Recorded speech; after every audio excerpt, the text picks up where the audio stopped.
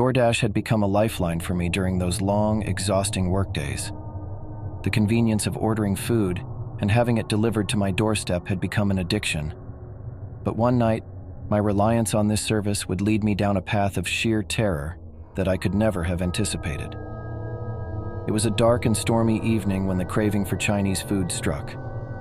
With a few taps on my phone, I placed an order and anxiously waited for the familiar Dasher assigned notification.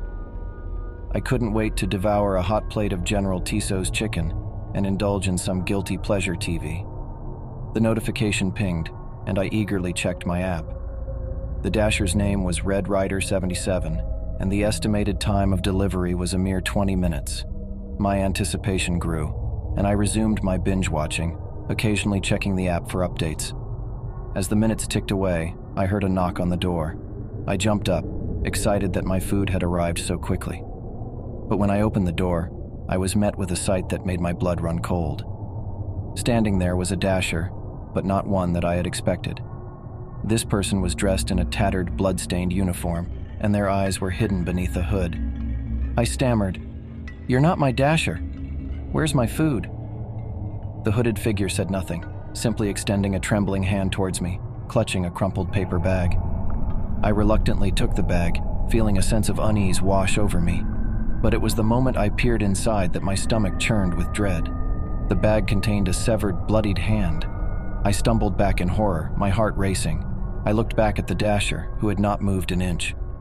Fear clenched at my throat as I realized that this was not some gruesome prank. It was a living nightmare unfolding before me.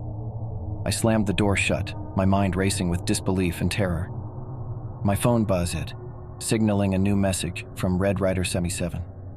I hesitantly opened it, the words chilling me to the bone.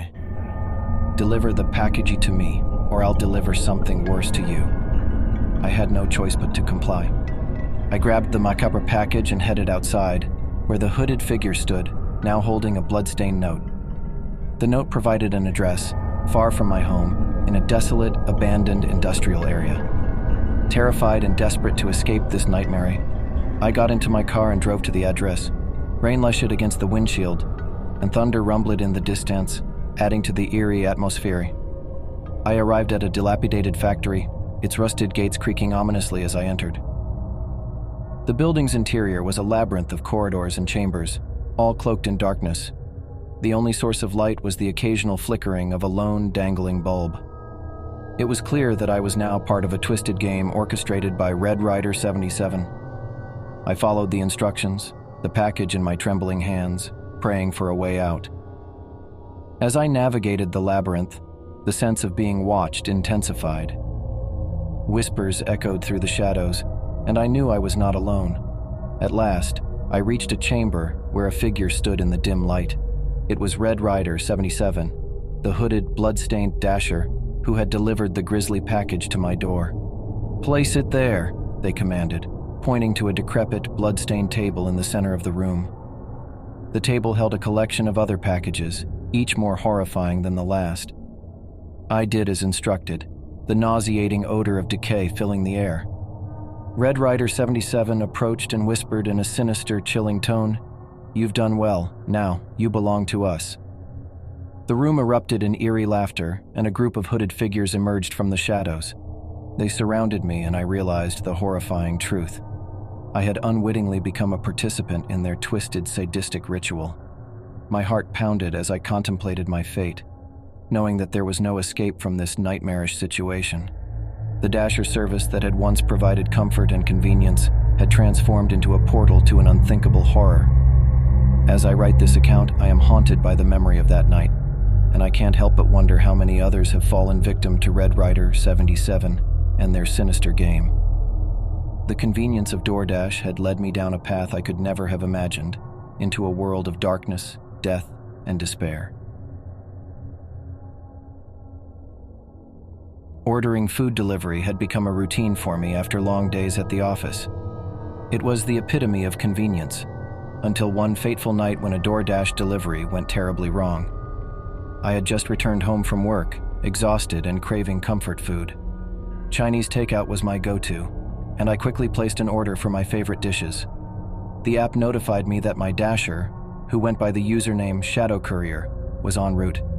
Minutes later, I heard the familiar "Dasher has arrived" notification. I expected a friendly face with my dinner, but the sight that greeted me was anything but ordinary. The Dasher, Shadow Courier, was tall and gaunt, with hollowed eyes that seemed to absorb all light.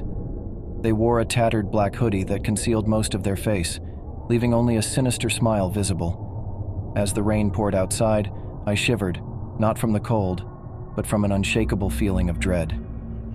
"Here's your order, Shadow Courier," whispered, their voice sending chills down my spine.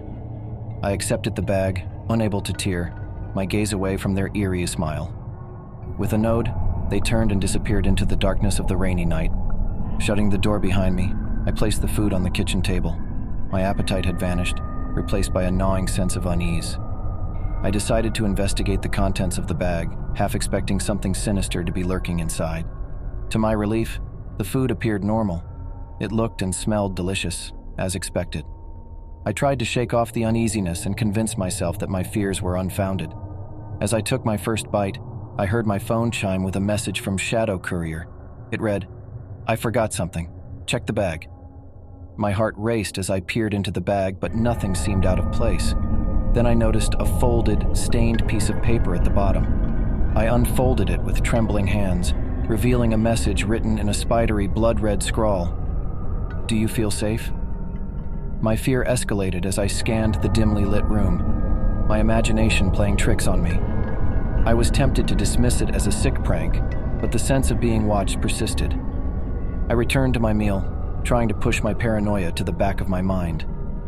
But as I took another bite, I felt a strange sensation on my tongue. It was a small, sharp object. I quickly spit it out onto my plate, my heart pounding. What I saw made my blood run cold. It was a human tooth, with a crimson root still attached. Horror consumed me as I realized that something was terribly wrong with my DoorDash delivery. Another message arrived on my phone. "You didn't answer. I asked if you feel safe." I couldn't respond. I was too petrified. I needed to contact the authorities, but panic had me in its grip. Suddenly, the lights in my apartment flickered and went out, plunging me into darkness. In the inky blackness, I felt a presence, something sinister and malevolent. Whispers filled the air, soft and indistinct, as if a congregation of ghosts surrounded me. I fumbled for my phone, desperately trying to illuminate the room with its feeble glow. That's when I saw a Shadow Courier standing in the corner of the room, their face hidden beneath the hood. Their voice echoed through the darkness, sending shivers down my spine. "You still haven't answered my question. Do you feel safe?" I couldn't find my voice, but I felt far from safe. Shadow Courier began to move closer, their steps barely audible as they glided across the room. Panic surged through me, and I dashed toward the door, but it slammed shut with a deafening bang. Trapped in the suffocating darkness, I realized that I was not alone. Something touched my shoulder, cold and clammy, and a voice whispered in my ear, "You ordered a delivery. Don't you want to enjoy your meal?" I struggled to escape, but the entity held me in its spectral grasp. The room filled with anguished wails and tormented whispers, and I knew I had become a part of something beyond my understanding. As I write this account, I am haunted by the memories of that night. My DoorDash order had turned into a horrifying descent into the unknown, where malevolent forces lurked in the shadows, and the boundary between reality and nightmare blurred. Ordering dinner from DoorDash was my routine, but one night would forever change my reliance on this convenient service. It was a chilly, moonless evening when the craving for Italian food hit me. My stomach rumbled, and I eagerly placed an order through the DoorDash app. The estimated delivery time was 30 minutes, giving me just enough time to prepare for a relaxing dinner at home. The delivery notification chimed, and I expected the usual Dasher to appear at my door. But when I opened it, I was met with a sight that sent shivers down my spine. A Dasher was indeed there, but they were unlike any I'd encountered before. This Dasher was dressed in tattered rags, their face concealed beneath a grimy hood. Their gloved hands clutched the delivery bag tightly, and their eyes, hidden in the shadows, seemed devoid of any emotion. The figure exuded an eerie silence that sent a wave of discomfort through me. "Your order," they whispered in a voice that barely rose above a breath. I accepted the bag, my fingers brushing against the clammy leather of their glove. A sense of unease washed over me, but I chalked it up to my imagination running wild. Closing the door behind me, I set the food on the kitchen counter. The bag's contents seemed normal, and the aroma of Italian cuisine filled the room. I filled a plate with spaghetti and meatballs, my anticipation growing. I was ready to unwind with my favorite meal after a long day. Just as I took my first bite, my phone chimed with a new message from the Dasher, their username displayed as Eclipse Delivery. The message read, "You must choose, dine alone or dine with us." Confusion washed over me as I stared at the cryptic message. The tone seemed menacing, as if a veiled threat loomed behind the words. I tried to dismiss it as an odd, albeit unnerving joke, but the feeling of being watched persisted. Uneasiness gnawed at my stomach as I glanced around the dimly lit room. I took another bite of my food, hoping to calm my nerves, but that's when I felt it. A foreign object nestled among the noodles. My fork had snagged on something unusual. I pulled the object out, my heart racing. It was a human tooth, stained with sauce and blood. Panic surged through me, and I dropped the fork onto the plate, the clatter echoing through the room. The room grew darker, as if the shadows were closing in on me. My phone buzzed with another message from Eclipse Delivery, this one more chilling than the last. "Your choice." The terror that had been lurking at the fringes of my consciousness now seized me. I knew I had to escape, but my door was locked, and my mind was paralyzed by fear. My only option was to respond to the Dasher's message. "I choose to dine alone," I typed with trembling fingers. The moment I sent the message, my apartment plunged into utter darkness. The room was pitch black, and I couldn't even see my hand in front of my face. The panic was suffocating, and I fumbled for my phone, desperate to use its feeble glow to light my way. In the darkness, I heard a whisper, a soft, breathy voice right beside me. A wise choice. I whirled around to confront the source of the voice, but my eyes met nothing but shadows. My heart pounded, and I could feel the presence of someone, lurking in the room with me.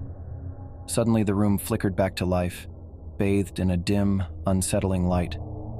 The Dasher, Eclipse Delivery, stood in the corner, hooded and clad in rags. They seemed unfazed by the darkness that had enveloped the room moments ago. "Join us," they said, their voice a chilling hiss, and I could see the glint of silver in their gloved hand, the same gloved hand that had delivered my order. Fear gripped me as I realized the depth of my predicament. The Dasher was not alone. The room was filled with shadowy figures, obscured by darkness. Their faces were hidden, and their intentions were a malevolent mystery. I had been lured into a horrifying trap, my home transformed into a realm of nightmares. I knew that whatever choice I made, it would be one from which there was no escape. As I write this account, the events of that night continue to haunt me.